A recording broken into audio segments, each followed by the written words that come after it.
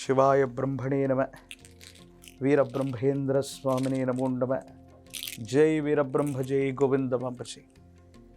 2026వ సంవత్సరం ధనస్సు రాశి వారి యొక్క రాశిఫలం. శివాయ బ్రహ్మణే నమ.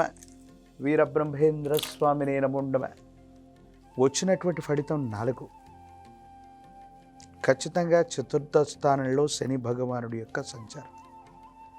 అర్ధాష్టమ శని ప్రభావం వల్ల మానసికమైనటువంటి సంఘర్షణలు అధికమవుతున్నటువంటి పరిస్థితిని మనం చూడొచ్చు.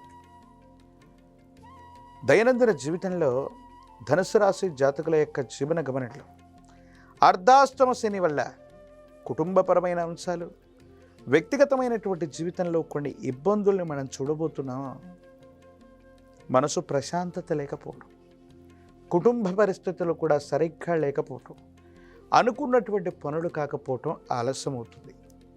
ఒక ముఖ్యమైనటువంటి విషయంలో అనుకూలవంతమైనటువంటి ఫలితం వస్తుందని ఆశించినటువంటి మీకు చిట్ట చివరి నిమిషంలో సాంకేతికపరమైనటువంటి అంశాల దృష్ట్యా మీకు రావలసిన అవకాశం, ప్రయోజనాన్ని వేరొకరు చేజెక్కించుకోవటం మానసికంగా అశాంతికి కారణమయ్యేటువంటి అంశం.